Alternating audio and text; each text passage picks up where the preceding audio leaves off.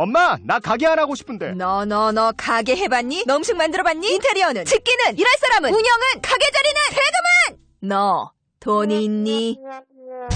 나는 요술램프 몬스터 셰프다. 네가 오라는 모든 것을 들어주마. 맛집의 맛을 똑같이 만들어주실 수 있어요? 맛뿐만 아니라 돈과 청음의 모든 비법을 알려주겠노라. 야하! 이젠 걱정 고민 끝! 네이버 검색창에 몬스터 셰프라고 쳐주세요. 상담 문의 02-458-8838 몬스터 셰프. 엄마! 가글 했는데 입에서 뭐가 나왔어!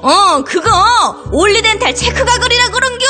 지금 쓰고 있는 가글 사용 후 확인해 보셨나요? 무색소, 무알콜, 무계면 활성제의 올리덴탈 체크 가글은 쉽게 나온 입안의 이물질을 눈으로 확인할 수 있습니다. 딴지마켓에서 판매 중입니다. 고민을 넣어주는 친구 쇼한 침대. 쇼한 침대가 고민을 들어준다고? 편안한 저자리의 친구 쇼한 침대. 그렇게 편안하니? 머리부터 발끝까지 너무나 포근한 느낌. 오늘부터 내 친구 쇼한 침대. 어디에 있다고? 딴지마켓에 있네. 생각은 같아도 행동은 다릅니다. 무엇을 시작하든 끝장을 보는 사람. 이재명 성남시장 첫 자전적 에세이. 이재명은 합니다. 저를 믿어주는 국민이 계시고 함께 꿈꾸는 정의로운 대한민국이 있기 때문에 저는 부러질지언정 굴복하지 않겠습니다. 이재명이 그려나갈 대한민국 희망의 지도. 이재명은 합니다. 위즈덤 하우스.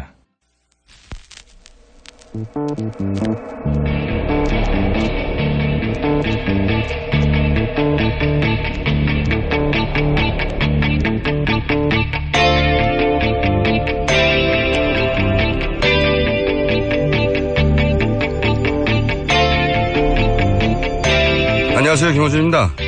박 대통령과 최순실 그리고 비서진들은 대포폰을 사용했다. 특검의 수사 결과죠. 어제는 그런 대포폰을 최순실의 개인 비서 노릇을 한 청와대 이영선 행정관의 후배가 운영하는 휴대폰 대리점에서 개설했다는 사실까지 밝혀졌습니다. 생각해보면 기가 막힐 일입니다. 세계 어느 나라 대통령이 자신의 비서진들과 대포폰으로 상시 통화하고 그리고 그 대포폰은 비서진의 민간인 지인을 통해서 주기적으로 대량으로 공급받습니까? 대통령까지 갈 것도 없습니다. 일개 주민센터도 그렇게는 안 돌아갑니다. 사기업도 그런 곳은 없죠. 사장과 직원들이 항상 대포폰으로 통화하고 몇 개월마다 폰을 전부 교체하고 그런 회사가 있나요? 범죄 집단 말고 그런 곳이 있습니까? 항상 대포폰을 사용하는 사람은 자신이 하는 일이 세상에 드러나서는 안 되는 일이라는 걸 스스로 자각하고 있는 겁니다. 박 대통령은 아무것도 몰랐고 오로지 국정 운영만 생각했다는 말을 그래서 믿을 수가 없는 겁니다. 국정 운영을 왜 대포폰으로 합니까? 김호준 생각이었습니다.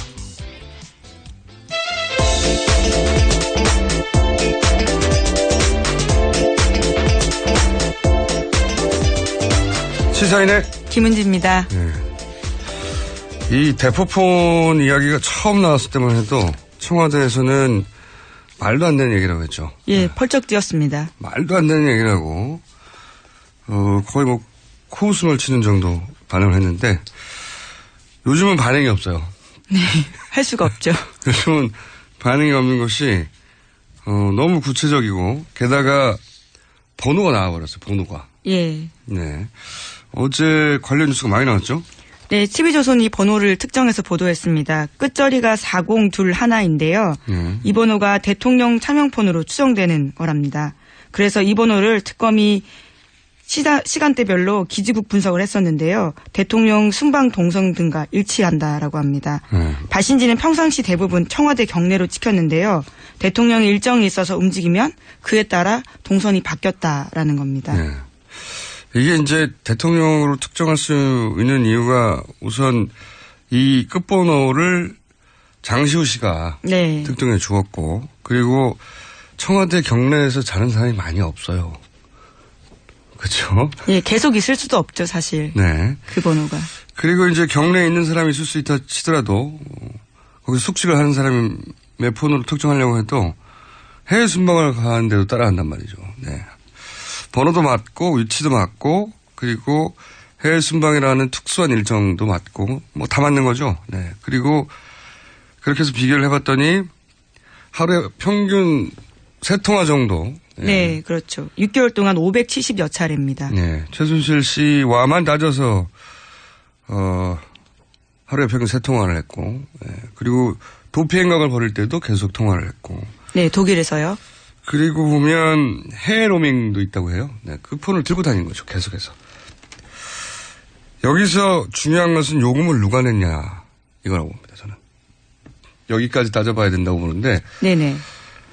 요금을 꽤 나왔을 거 아니겠습니까? 예, 그렇죠. 명의는 우선 윤전추 행장관으로 되어 있습니다. 명의는 윤전추 행정관인데 또 그 폰을 한 번만, 그러니까 그 폰 한 번을 사용한 게 아니라 주기적으로 한 번에 만들었다가 대량으로 한 번에 폐기하고 네네. 이런 식으로 하나를 한 것도 아닌 거죠. 이거는 정말 이게 상상이 안 가는 일이에요. 네. 국정 운영을 왜 대포폰으로 하는 것인지. 청와대가 그리고 그 행정관의 친구, 네, 군대 후배라고 하죠. 네. 청와대 행정관의 지인을 통해 가지고 폰을 이렇게 대량으로 주기적으로 6개월 동안 것만 밝혀졌을 뿐인 거죠. 네, 이영선 행정관 군대 후임의 대리점에서 네. 다량으로 만들었다고 합니다. 주기적으로 한 번에 만들고 한 번에 폐기했다고 하니까요. 요금을 누가 냈냐 이거 밝혀줘야 된다고 봅니다. 요금을 누가 냈냐. 이것도 뇌물 아닌가요? 만약에 최순실 씨 쪽에서 내줬다면요. 네. 뇌물죄가 되죠. 대납이니까요. 현금으로 했다니까 요금이 어떻게 정산이 됐는지 현금으로 냈을까 어떻게 했을까요? 궁금하네. 보통은 우리 계좌에 연결하거나 카드로 예, 하거나 하잖아요. 통신요금은 귀찮아서 통상 그렇게 하죠. 근데 이 경우는 그렇게 하지 않았을 것 같아요. 6개월밖에 하지 않으니까 그럴 수 있겠네요. 어떻게 했을까요? 이것까지 밝혀내면 더 재밌는 뉴스가 될 것 같은데. 일단 번호까지 나왔습니다. 자, 다음 뉴스는요? 네, 관련해서 최순실 씨가요. 대포폰을 애용했지만 독일 도피 중에는 또 보이스톡을 사용했다라고 합니다. 언론과 당국의 수배를 피하기 위해서라는 식의 경향신문 보도입니다. 제가 알기로는 이게 보이스톡이 기술적으로 보완이 안 돼요. IT 전문가는 주변에 없었나 봐요. 네. 여하간 이 통화를 잡히지 않기 위해서 무지 노력을 했다는 거죠. 네. 무지 노력을 했고 차면폰은 그 중에 일부인 것이고 보이스톡도 사용을 했고 일반적인 통화는 하지 않으려고 했다는 거죠. 알려진 번호로는. 네네. 결코.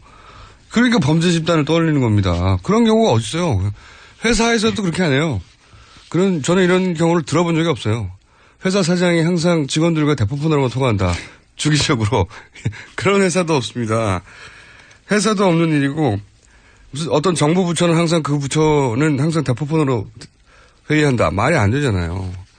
근데 하물며 청와대에서 이런 식으로 주기적으로 했다는 건 자기들이 하는 일이 이게 이상한 일이라는 걸 알았던 거죠. 너무나 자명하게도. 왜냐면 이게 보안폰이 있거든요, 따로. 네, 그렇죠. 지급을 합니다, 청와대에서. 네. 물론 최순실 씨한테는 지급하지 않습니다. 그러니까요. 그러니까 예. 들키지 말아야 하는 일이라는 걸, 들키면 안 된다는 걸 알고 있었던 거죠. 너무나 자명하게도. 그런데 국정 운영만 했다고 하니까 믿을 수가 없는 겁니다. 말이 안 되는 거죠. 이 대포폰 만약에 취임 이후부터 계속 다 추적해낼 수 있다면 어마어마한 양이 나올 것 같아요. 네, 청문회 때도요. 차은택 씨 같은 경우에도 자기가 대포폰 전해받았다라고 이야기했고요. 최순실 씨한테요. 뿐만 아니라 최순실 씨와 함께 일하는 사람들은 다 하나씩 가지고 오라고 했다고 합니다. 그런 것만 보더라도요. 실물이 없어서 그렇지 번호가 어마어마한 거죠. 그러니까요. 같은 시간대만 하더라도 막 10개씩 휴대폰에서 나오고 그랬대잖아요. 네. 그래서 이제 본인도 헷갈리니까 거기 뭐 스티커 하나 뭘 붙여놨다면서요. 예, 반창고 붙여놓은 건 실제로 제가 봤습니다. 워낙 개수가 많다 보니까요. 쓰다가 버린 것 중에 일부를 확보하신 거죠. 예, 네, 예. 재산에서. 네, 반창고가 붙어있다고 합니다. 무슨 반창고예요? 예, 그때 뽀로로 반창고였습니다. 꽤 귀여운, 예. 아, 그래서 이제 뽀로로 그림에 따라서 구분을 하는군요. 이 사람은. 집에 반창고가 다양한 종류가 있지 않다 보니까 네. 그 당시에 뽀로로 반창고가 잘 나갔던 것 같습니다. 그래서 그걸 붙여놓은 게 아닌가 싶습니다. 뽀로로 캐릭터가 여러 개예요? 그건 저도 잘. 그 세 개까지는 모르겠는데 어쨌든. 예, 예. 그리고 이제 그 폰을 확보해서 보면 겨우 한 사람이나 두 사람이나 세 사람 많아봐야. 예, 그렇죠. 그 폰으로는 그 사람들하고만 통화하는 거죠. 예, 맞습니다. 특정인의 번호만 넣어주고요. 상대방도 아마 대포폰 번호이기 때문에요. 기억을 못할 겁니다. 그렇기 때문에 입력을 해서 그렇게 전해주는 거죠. 이 서로. 폰으로는 이것만 해라. 제가 보기에는 말이죠. 이거는 그 조직범죄 아니면 간첩이에요. 그거 외에는 이런 식의 조직적이고 주기적이고 대량의 대포폰을 사용하는 케이스는 있을 수가 없는데 그걸 대통령이 사용했다고 하니까 이게 황당한 거죠. 이런 뉴스에는 왜 청와대 응답이 없답니까? 처음에 대포폰 얘기 나왔을 때만 하더라도 절대 번호는 알려지지 않을 거라고 생각했던 것 같아요. 예, 그럴 수 있죠. 네, 그래서 이제 전면 부인했다가 요즘 너무 구체적이니까 대답이 없습니다. 그리고 자, 홍보 네. 라인에서 실제로 몰랐을 수도 있을 거란 생각도 들긴 듭니다. 어떤 선까지만 알고 그 아래로는 몰랐을 것 예, 같아요. 예. 예. 그래서 정말 없다고 그 당시 생각했을 수도 있지 않나라는. 네. 지금은 이제 물어봐야 되잖아요. 그렇죠. 네. 쓰셨어요? 이렇게 물어봐야 되는데 아무도 안 물어보나 봅니다. 네. 예, 정호성 전 비서관 같은 경우에도요. 헌법재판소에 나와서 대통령이 썼다라는 거 증언했거든요. 예, 다 입이 다 안 맞춰진 거죠. 어떤 부분은 디테일까지. 자, 다음 뉴스. 이 헌재 관련 뉴스가 요즘 쏟아지고 있어요. 또 나왔죠, 몇 가지. 네, 박 대통령 쪽은 헌법재판소가 어제까지 제출하라고 한 종합준비 서면을 내지 않았습니다. 제출하지 않은 이유는 따로 말하지 않았는데요. 헌법재판소는 지난 16일 최종 변론 날짜를 정하고 종합준비 서면 하루 전날까지 제출하라 이렇게 예약했거든요. 그런데 그것도 안 지킨 거죠. 네.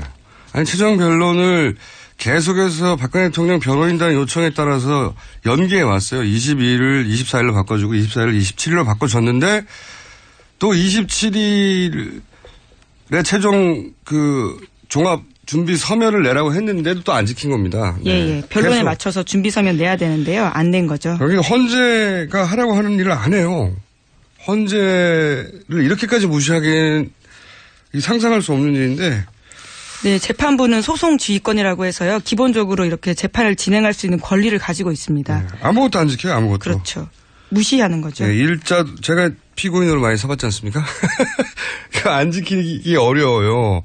사법부가 결정을 하면, 사법부의 심기를 건드리지 않기 위해서 가능하면 모든 걸 지키거든요.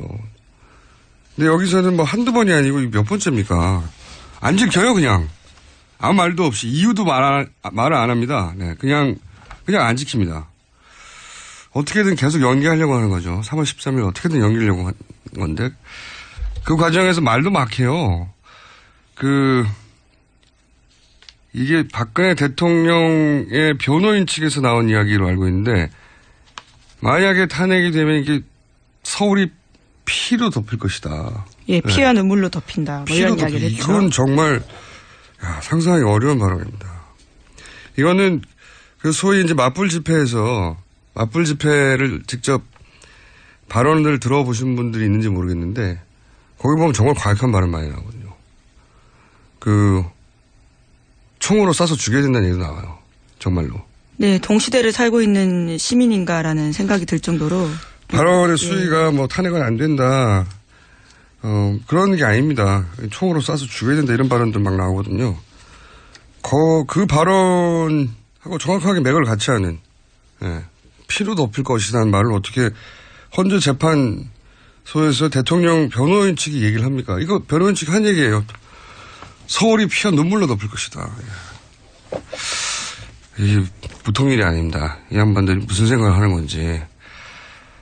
자, 그래서 헌재 재판관들이 이제 경호인을 배치했죠? 예. 네, 그렇습니다. 경호를 대폭 강화해서요. 재판관 1명당 권총 등으로 무장한 3명의 경호인 인력을 붙여서 24시간 근접 경호한다라고 합니다. 실탄도 장전했다고. 예. 예. 어제 제가 이제 문재인 전 대표 네네. 관련 경호 배치했다는 단독을 했더니 보도가 나왔지 않습니까? 사실 맞아요. 근데 이제 그걸 농담으로만 생각하거나 이제 일종의 블랙메일로만 생각할 수 없을 정도로 자세한 얘기가 있어서 심각하게 받아들였다고 하는데, 헌재 재판관들한테 실탄을 장전해서 3명의 경호 인력을 붙였다. 이거가 만약에 한 달 전에 이런 뉴스가 나왔으면 이거 오버한다고 그랬겠죠. 뭐 이렇게 오버까지 하냐고. 장난이 아닙니다. 예. 좀 뜬금없는 곁가지 얘기를 했는데, 제가 이제 제보자를 많이 만나는 직업이잖아요. 제보자를, 예, 각종 수의 제보자를 많이 만나봤어요. 조용히, 은밀히. 이게 비밀이 가장 많이 새는 곳이 어디냐면 첫 번째가 운전기사입니다. 아, 그렇죠. 네. 저도 운전기사 많이 만나봤어요. 운전기사가 이제 차 안에서 무심코 통화를 하는 거죠. 네. 동선도 다 알고 계시고요. 기사님들께서는. 네. 그래서 운전기사를 통해서 비밀이 많이 나오고, 두 번째가 경호 인력입니다. 예. 뜬금없는 이야기인데, 예. 이 헌재 재판관님들의 이제 발언 하나하나가 굉장히 민감하고 앞으로 탄핵 결론이 어떻게 날지에 단서를 얻을 수 있는 유일한 분들이잖아요. 8분이. 자, 이 경호 인력 앞에서는 발언을 조심해 주십시오. 제 경험상 운전기사와 경호 인력을 통해서 중요한 비밀이 많이 나오더라. 네, 기자들의 핵심 취재원이기도 합니다. 네, 그 사람들한테 달려가서 물어보거든요. 네. 거기서 많이 나와요. 의외로. 뭐 주무실 때 제외하고, 그쵸? 네. 거의 같이 있는 분들이다 보니까, 그리고 이제 항상 앞에 있으면 방심을 하게 되죠. 자기를 도와주는 사람들이라고 생각하고. 그래서 무심코 통화하거나 얘기하는 과정에 작은 단서들, 이걸 통해서 이제 기자들이 많이 보도를 하죠, 뭔가. 예, 그리고 어디 갔는지, 누굴 만났는지, 그 정도 정보도 굉장히 중요하거든요. 누굴 만났는지 모르고 통화하는 것만 들어도, 예. 통화를 하다 보면 옆에 운전기사나 경호 인력이 있다는 걸 깜빡하고 뭔가 속내를 말하는 경우가 있어요. 네. 이분들을 잘 경호해 주시고, 그리고 재판관님들은 경호 인력 앞에서 판결과 관련된 이야기를 안 하시는 게 좋다. 뭐가 나온다 이거. 네. 제 경험상 드린 말씀입니다. 네. 자, 헌재 관련 뉴스 또 있습니까? 네, 어제 김평우 변호사 막말 많이 전해드렸는데요. 이와 관련해서 대한변호사협회가 신임 변협 회장이 나오는데요. 김현 변호사가 다음 주에 김평우 변호사에 대해서 징계위원회에 회부할지 논의하겠다 이렇게 밝혔습니다. 이거 우리나라 사법 역사에 아마 길이 나올 겁니다. 예. 헌재, 그러니까 일반 재판 정도 아니고 대통령 탄핵을 다루는 헌재 법정에서 이렇게까지 막말을 한다는 건, 그리고 헌재 재판관들을 향해서 이렇게까지 막 공격적으로. 네, 수석 대변인이라고 이야기했죠. 그것도 그렇고 이 발언들, 당신들이 탄핵하면 대통령 이거 피가 덮인다니까. 네, 내란이라는 말도 했습니다. 맞아요, 내란이라는 말도 했죠. 예. 이거는 헌재를 무시해도 이렇게까지 무시할 수 있는지 상상할 수 없는 일이거든요. 저는 재판관들을 이렇게까지 자극하는 이유를 이해할 수가 없어요. 기본적으로는 이제 박근혜 대통령을 지지하는 맞불 집회에게 보내는 메시지죠, 우선은. 그렇다고 해도 그렇죠. 그거는 밖에 나와서 기자회견을 하던가, 헌재 재판정에서, 이거 제가 요즘도 저는 재판을 받고 있거든요. 변호사들이 화제예요, 화제. 왜 이렇게 하느냐. 예, 왜냐면 법조인들은 너무나 이해할 수 없기 때문에 이렇게 하는 게 너무 이해가 안 간다고. 화제예요, 다들. 정말 이상한 일이고, 너무 극단적이어서 변협까지 나선 거죠. 네, 김평우 변호사가 대한변협 회장 출신인데요. 대한변협에서 징계를 논의하겠다라고 한 거죠. 한마디로 자기 편을 더 격동시키려고 하는 건데, 그렇다고 해도 이렇게까지 하나. 사법 역사에 아마 길이 남을 겁니다. 그러니까 이 재판관들도 얼마나 스트레스를 받겠어요. 이해할 수 없습니다. 자, 다음 뉴스는요?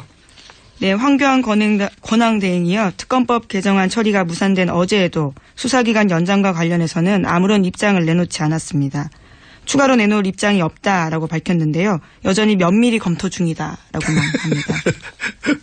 면밀 검토를 한 달 내내 합니까? 어차피 안 할 거면서. 다음 뉴스는요? 네, 경향신문이 아침에 보도한 바인데요. 특검이 최순실 씨가 숨겨놓은 재산 100억 원대를 찾았다라는 겁니다. 재산은 애초에 수천억 원대로 알려져 있었는데요. 관련 규정 미비로 찾는 게 쉽진 않았다라고 합니다. 최태민 재산 같은 경우에는 공소시효가 지났기 때문에 관련 기관에 관련해서 협조가 쉽지 않았고요. 또 영장도 잘 발부되지 않았다라고 합니다. 이게 이제 영장 없이 기존의 자료를 잘 살펴보는 것으로 찾은 게 100억대라는 겁니다. 예, 지금 특검이 막 영장도 발부하고 숨겨진 재산을 적극적으로 찾을 수 있는 그런 수단이 별로 없었어요. 예, 그래서 기존 자료를 잘 살피고 하는 것으로 그것만으로 추가 100억대를 찾아낸 거라는 거죠. 예. 큰 덩어리는 해외에 있다고 다들 추정을 하고 있고 국내에 있는 것은 제가 보기엔 현물들이 아닐까. 최태민 씨의 그 아들 최재석 씨요? 네, 최재석 씨를 통해서 얘기됐던 게 이제 특히 이제 인상에 남는 금괴 얘기 있지 않습니까? 금괴가 어마어마한 두께로 있었다. 금괴에는 다 일련 번호가 있거든요. 그래서 이제 이런 이야기가 나오면 꼭 비자금 금괴 얘기가 나와요. 현금화 할 수가 있으니까. 근데 금괴는 처리할 때 제가 알기로는 중간에 이제 그 브로커들이 금괴를 삽니다. 사가지고 녹여요. 녹이는데 왜냐하면 그 일련 번호면 추적이 되잖아요. 금괴를 녹이는데 녹이면 가격이 확 떨어져요. 확 떨어지지만 수수료를 중간에 받고 거래를 할 수 있을 만큼 만약에 이게 금괴가 1억짜리다. 그러면 한 7천만 원, 6천만 원에 사는 거죠. 그런 다음에 넘겨도 이익이 남을 만큼. 저는 금괴가 궁금합니다. 금괴는 번호가 있거든요. 번호를 보면 그 주인이나 혹은 연도를 알 수 있어요. 금괴가 어디 있을 것 같은데 어디 있는지 모르겠어요. 이게 무거워가지고 함부로 옮길 수도 없는 것이고 해외를 빼내기도 어렵거든요. 금괴는 어딘가에서 금괴가 나올 텐데 거기까지 아직 못 가고 그냥 자료를 잘 찾아봤더니 100억대가 있더라. 예, 추가로요. 예, 추가로 관련된 뉴스가 있나요? 네, 어제 노웅래 의원도 관련된 이야기를 국회 본회의에서 했었는데요. 박정희 정권의 스위스 비자금 의혹에 대해서 실체를 밝히고 불법 자금을 환수해야 된다라는 건데. 국회에서 드디어 이런 말도 나오는군요, 이제. 예. 이거가 본체죠, 본체. 예, 그런 의혹이죠. 의혹의 본체가 박정희 정권 당시의 비자금이 스위스에 있는 거 아니냐. 이런 이야기는 오래전부터 있었죠. 예. 네, 그 근거가요. 프레이저 보고서입니다. 유명한 보고서죠. 예. 예. 이게 이제 짧게 말씀드리면 박정희 정권 시절에 독재 정권에 대한 그 미 의회의 반감이 있었어요. 분위기가 안 좋았어요. 그래서 박동선 씨라고 로비스트를 통해 가지고 미국 의회에 현금을 막 풀죠. 네, 로비를 하죠. 네. 네. 100만 달러씩 막 풀어 가지고 당시 박정희 정권이 미국 의회의 국회의원들에게 현금을 풀었다 하는 사건이 코리아 게이트. 네, 1976년에 있었습니다. 터집니다. 그러자 이제 미 하원에서 프레이저가 위원장이에요, 당시. 예. 위원장이 나서서 관련 조사를 합니다. 관련 조사를 했더니 그때 이런 내용이 나오죠. 박정희 정권이 해외 차관인가요? 예. 네, 해외 차관이나 투자 자금을 들어오면서. 네. ODA죠, ODA. 생각해보니까 이게 ODA입니다. ODA, 우리가 이제 받는 입장이었던 거죠. 그렇죠. 그때는 네. 수혜국이었습니다. 네. 그런 차관이 들어올 때, 이제 커미션을 중간에 떼가지고. 10에서 15% 정도요. 그렇게 조성한 자금을, 당시 은행 이름도 나와요. 스위스, 어디였죠? 유니언 뱅크입니다. 그런 등등. 예. 에다가 비밀 계좌를 개설해서 그때 당시 얼마를 이건 이제 미 의회가 조사해서 보고한 내용이에요. 예. 이거에 근거하여 비자금이 지금으로 따지면 수조가 될 정도의 비자금이 있다는 얘기는 오래전부터 있었죠. 네. 근데 이걸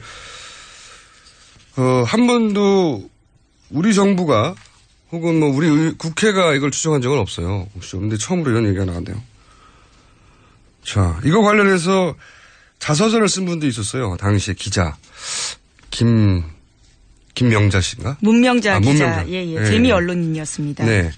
그분이 구체적으로 관련 취재를 한 것도 있었어요. 네. 이분은 돌아가셨는데, 박근혜 대통령이 이걸 알았다.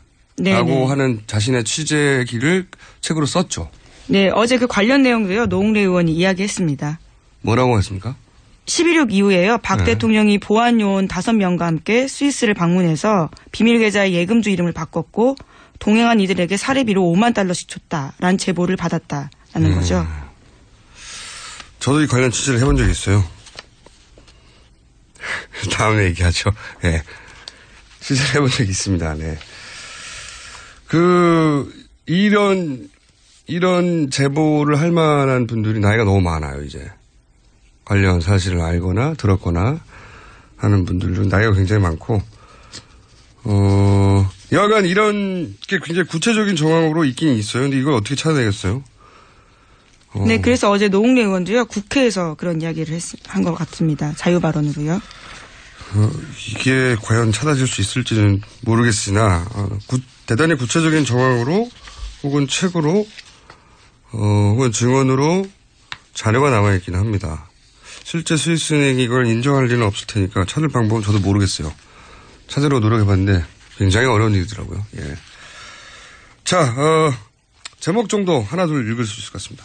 네, 어제 MBN 보던데요. 최순실 씨가 삼성이 돈 안 주면 다 같이 죽는다 이런 이야기를 했다고 합니다. 지난해 9월에요. 돈을 안 주면 다 같이 죽는다는 얘기는 이게 이제 비밀이 지켜질 수 없다 이런 얘기겠죠? 협박이네요. 네네. 네. 최순실 씨 답네요. 그리고 그러면서 했던 말 뭐 나온 거 없습니까? 최순실 씨가 한 말요? 그러면서 또 박원호 전 승마협회 전무한테 이런 이야기도 했다는데요. 자신이 삼성 합병 도와줬는데 은혜도 모른다라고 화를 내면서 삼성이 대통령한테 말 사준다고 했지 언제 빌려준다고 했냐라고 또 따졌다라고 합니다. 그 저희가 며칠째 얘기했던 그게 말 세탁이 아니고 말 소유권 이전을 주장하는 최순실 씨의 그 끝을 알 수 없는 욕심. 결코 포기하지 않는 한계가 없는 욕심. 그 욕심 때문에 이 모든 게 드러나기 시작했어요. 적당히 했으면 우리 모른 채 지나갔을 겁니다. 아마 다들. 끝을 알 수 없는 욕심. 이건 이제 최순실 씨에 대한 삼성의 특검 조사 과정에서 나온 얘기인 거죠? 네, 삼성 쪽이 진술한 바입니다. 삼성이 이제 협박을 당했다는 얘기를 하느라고. 예, 강요에 대한 취지인 것 같습니다. 네. 자기들이 피해자라는 말을 하면서 이런 얘기를 한 거죠. 최순실 씨가 협박도 했고, 이거 봐라, 우리가 당해서 돈을 뺏긴 거다. 하는 과정에서 이런 말들, 말 내놓으라는 말들, 누가 사달라고 했지, 빌려준다고 했냐, 이런 말들. 끝을 알 수 없는 욕심. 한편으로는 고마워요. 그 욕심에 한계가 없는 욕심 때문에 저희가 이 전문은 아니어도, 전문은 언제 밝혀질지 모르겠습니다. 특검도 이렇게 끝나가는데. 그 일단을 알게 된 거죠. 예. 그 일단을 알고 났더니 정말 어마어마한 겁니다. 일단 말하는데. 자, 오늘 여기까지 하겠습니다. 시사인의 예, 김은지였습니다. 감사합니다. 굶고 뛰고 땀 빼고 다 해봤다. 그래봐야 소용없었다. 다이어트는 결국 먹는 게 문제다!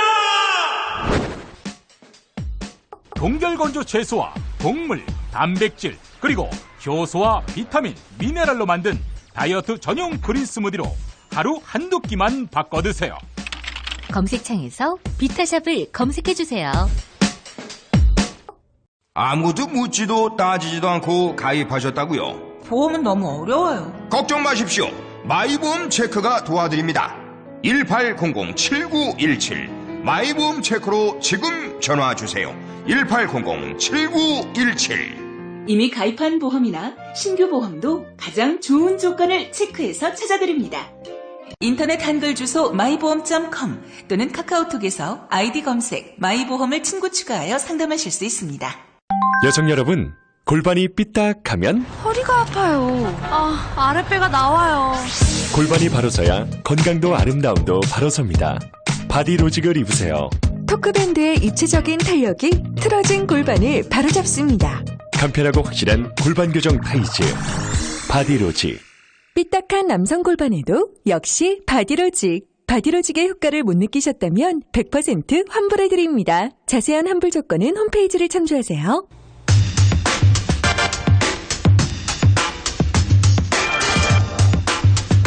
자, 첫 번째 인터뷰 시간입니다. 특검 연장이 현재 기준으로는 사실상 무산됐습니다. 예, 황교안 대통령 권한 대행이 연장을 승인하지 않을 것 같습니다. 관련해서 특검이 이런 식으로 끝나면 뭐가 문제인지 한때는 청와대에 계셨죠. 네. 민정수석실에서 그 유명한 민정수석실 공직기관 비서관을 지내셨던 더불어민주당의 조홍천 의원 스튜디오에 직접 모셨습니다. 안녕하십니까? 안녕하세요. 조홍천입니다. 네.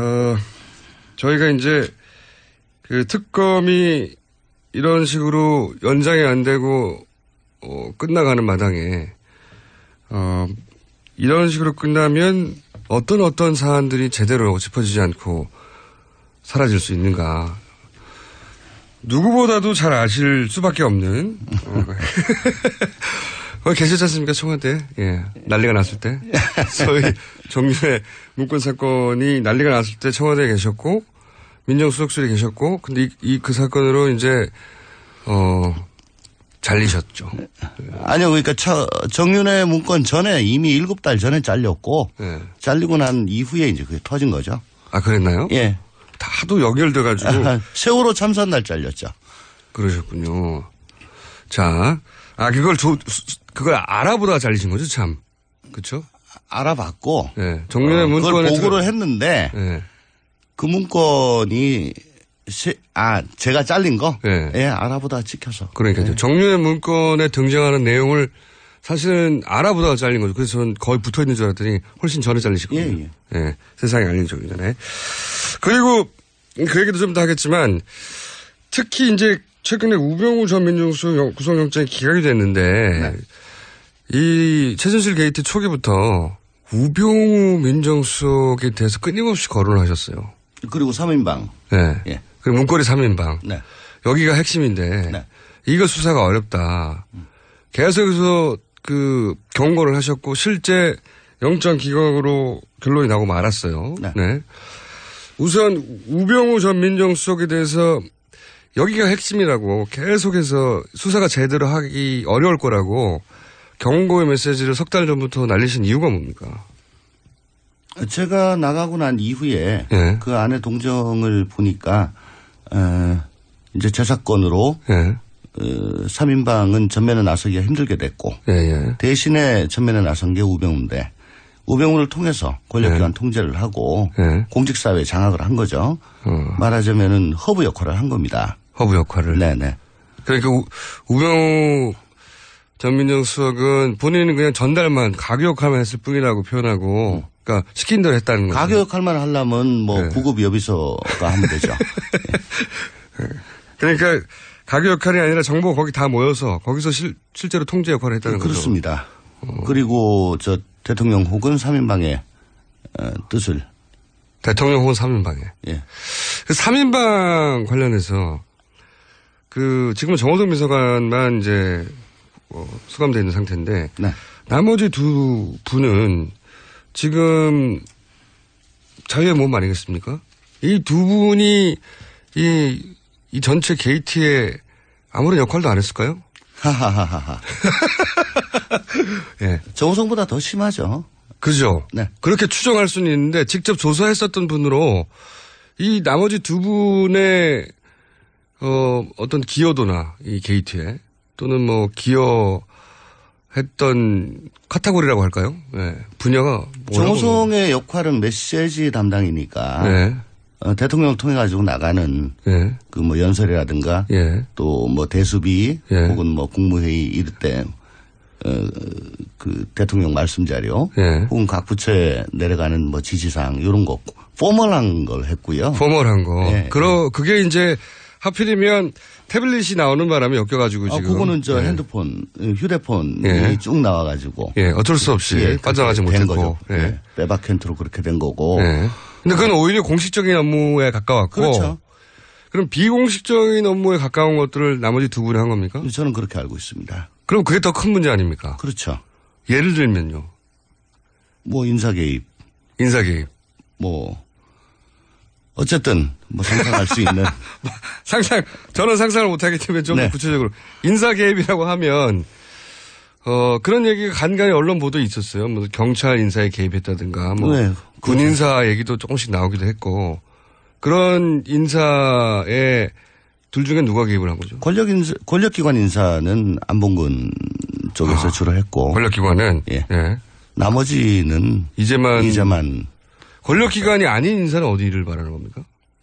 뭐 많죠. 공공기관, 단체, 금융기관, 뭐 공기업, 뭐 많죠. 기업 관련들이요. 예. 그러면 전 그렇게 알고 있습니다. 그렇게 알고 계신 거죠. 예. 네. 그러니까 군이나 경찰은 안봉근, 그다음에 기업이나 공공기관 같은 경우는 이재만 이런 식으로 인사 개입을 한 것으로 알고 계시다는 거죠. 네. 그리고 청와대 내 인사위원회의 정식 멤버가 이재만 총무비서관이에요. 예. 예. 근데 이제 공식 업무이니까 공식 업무를 했다고 말하면 빠져나갈 수. 아니, 그러니까 이제 상시 인사위원회에 출석을 해서. 저 본관의 의중을 전달을 공식적으로 하는 거니까. 근데 인사위원회에서 꼭 뭐 강요나 뭐 이런 사람들만 하는 게 아니고. 예를 들어 뭐 어제 뉴스에 나왔던 마사회장 뭐 이런 것도 마사회장. 다 하는 거니까요. 마사회장이 왜 이렇게 중요하죠? 왜 그 황교안 대행도 마사회장부터 임명하는 아마도 뭐 저 정유라 때문에 그랬던 것 같은데. 정유라 씨하고 관련해서 더 이상 특혜를 줄 것도 없는데 왜 황교안 대행이 마사회장부터 그리고 그때 또 뭐 마사회장이 공석이 되니까 했던 걸로 보여주고 현명관 씨는 정유라와 관련해가지고 그렇게 했던 걸로 보여줍니다. 현명관 씨는 그때 당시만 하더라도 정유라 씨를 지원한다든가 보니까 이제 충성 편지를 보냈다는 기사예요. 보니까. 네, 어저께 보도가 됐죠. 예. 현명관 마사회장이 당시에 전 회장입니다.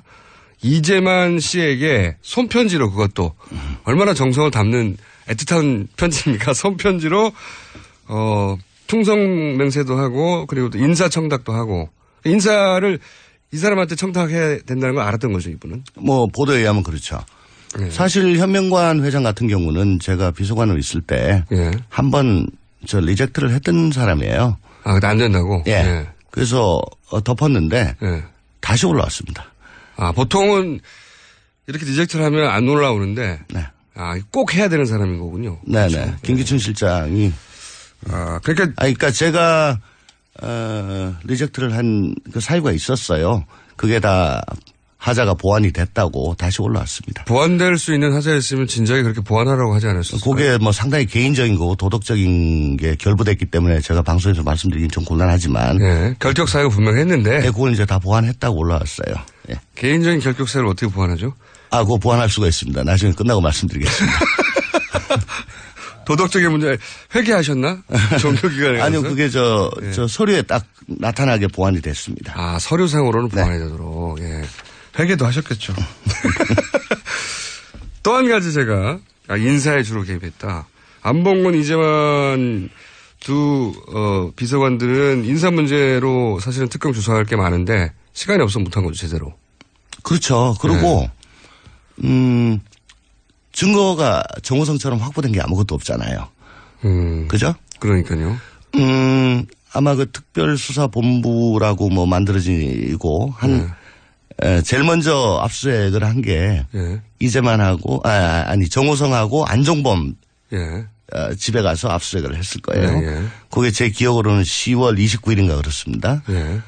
그때 제가 이재만 안봉근은 왜 안 가지? 근데 11월 9일 날 갔어요. 특검이 만들어지기 전에. 특검 전에 특수본. 예. 중앙지검. 검찰의 특수본에서. 네. 아. 그러니까 그 사람부터 털어야 되는데. 11일 정도 지난 다음에 이재만 안봉근 집에 갔죠.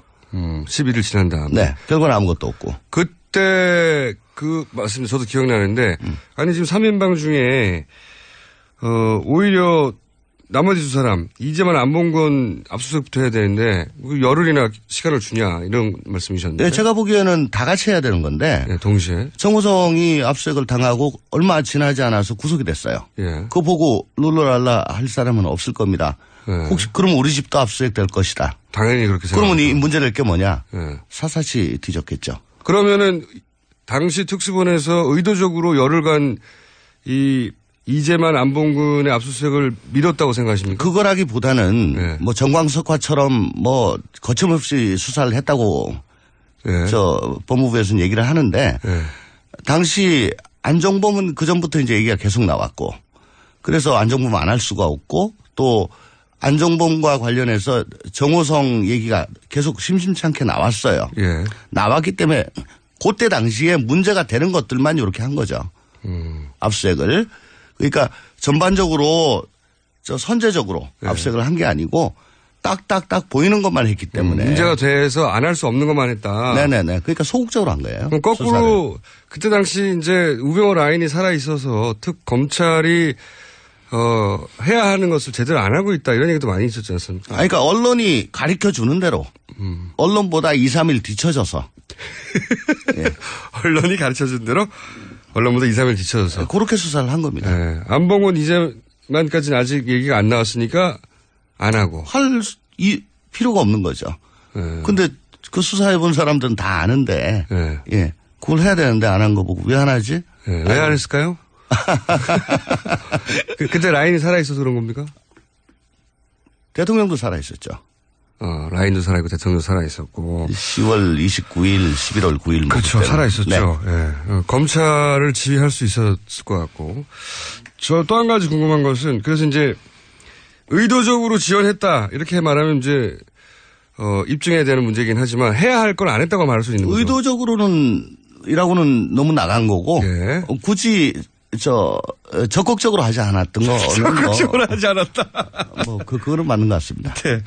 예. 법조인이시다 보니까 말을 조심하고 있습니다. 네. 그리고 아직도 본인이 완전한 무죄를 받지 않았기 때문에. 예. 지금 대법원 소속 현직 피고인입니다. 네. 그래서 조심하고 계신 것 같은데 적극적으로 하지 않았다. 그리고 또 이런 얘기를 하신 적이 있어요. 어느 자리에선가. 우병우 전 민정수석과 3인방의 관계.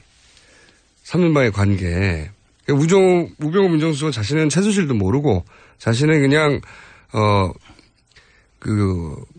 명령을 수행했을 뿐이고 명령을 오면 전달하고 그리고 밑에서 뭐가 밝혀지면 위로 전달하고 그럼 가계 역할을 했을 뿐이다. 그 3인방에 대해서도 얘기하지 않고 최순실에 대해서도 얘기하지 않아요. 3인방과 우병우의 관계는 어떻습니까? 아시기로는. 아까도 잠깐 말씀드렸는데 제가 공직기강 비서관에서 뽑혀가지고 나갔죠. 네. 왜냐하면 뽑혀서 나갔다는 것은 뽑아져서 뿌리가 예. 밖으로 들려 나갔다는 얘기죠? 예, 그렇습니다. 예. 제가 검증, 감찰 이런 걸 다 했기 때문에 어떤 사람을 심을 내도 저 때문에 좀 힘든 경우가 많았고. 태클을 거시니까. 네. 그리고 청와대 경내에서 뭐 좀 마음대로 하려고 해도 또 제가 계속 감찰을 하면서. 3인방하고 이렇게 대립관계 있었어요? 그렇죠. 예, 보고 있으니까 힘들잖아요.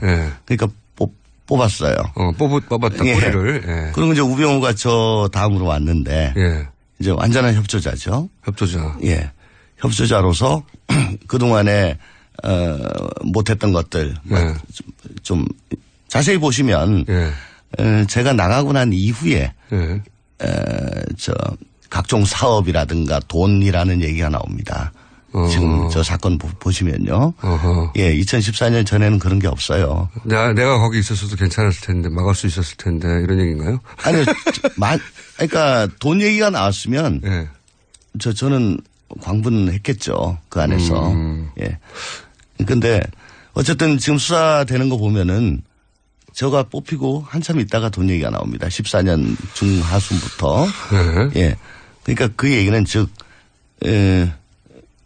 5년 단임제 하에서 지금 시간도 얼마 안 남았는데 저를 빨리 뽑아내고 그 자리에 제대로 된 사람 넣어가지고. 제대로 된 사람 뽑아서. 네. 그쪽에서 보기에 제대로 된 사람. 네네. 그렇게 해야 되고 특히 정윤회 문건 사건이 터진 이후에는 안봉근, 이재만 이 사람들이 이제 드러내놓고 일을 할 수가 없었어요. 완전히 뒤로 숨어야 됐습니다. 그 공간을 우병우가 나서서. 그러면 사실상 3인방의 임무를 상당 정도 흡수해서 대행했다는 얘기네요? 그렇죠. 4인방으로 됐죠. 4인방. 실제로 그 안에서는 4인방이라는 얘기가 나왔습니다. 청와대 내부에서. 그래요? 네. 3인방이 아니라 우병우 민정수석이 들어오면서 4인방이 되었다? 처음에는 3+1 그러다가. 3+1으로 그러다가. 좀 지나니까 4인방이다. 4인방이다. 예, 그렇게 얘기하죠. 그럼 3인방이라고 불리는 오래된 10년 이상씩. 굉장히 오래된 그래서 누구도 뚫고 들어갈 수 없다고 했던 이너서클에 우병우 민정수석이 이너서클로 들어간 겁니까? 그렇게 청와대 내부에서 보더라고요. 당시에. 아, 그러면 3인방이 받아줬다고 봐야 되겠네요? 받아줄 수밖에 없었죠. 역할이 어쨌든. 자기들이 지금 나설 수 없으니까. 없으니까 축소되고. 네.